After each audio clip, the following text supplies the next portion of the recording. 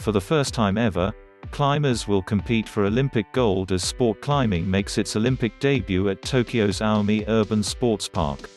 It's a big deal for a sport with outdoor roots that has only recently achieved mainstream popularity through a combination of indoor gyms, climbers' social media accounts, and TV shows and movies like American Ninja Warrior and the Academy Award-winning documentary Free Solo. But even those who follow climbing aren't quite sure what to expect this week.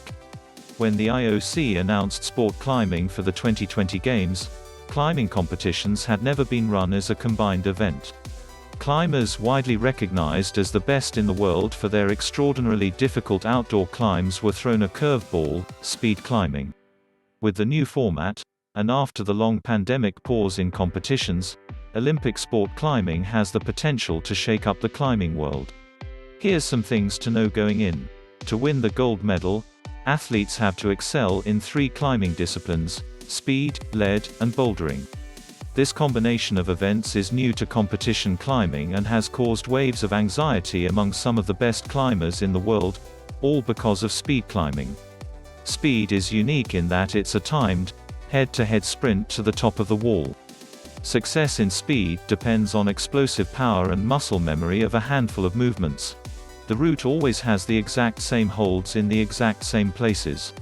Unlike more traditional climbing disciplines, there's not much room for creativity of movement. When the IOC announced speed's inclusion in the 2020 Games, some of the best sport climbers in the world panicked and started cramming on the speed wall. But it might not be enough.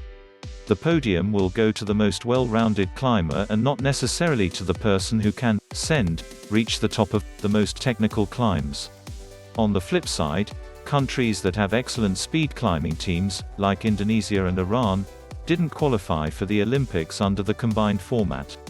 There's not a lot of room for interpretation in speed. The strategy is usually to Spider-Man up to the top as fast as possible.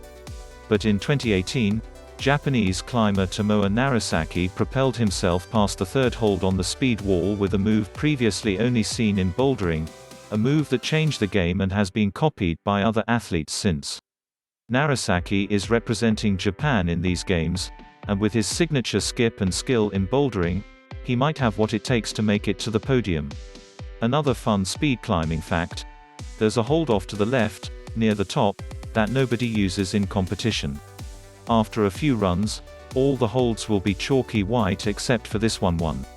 Bouldering is where individual style and creativity will be most at play.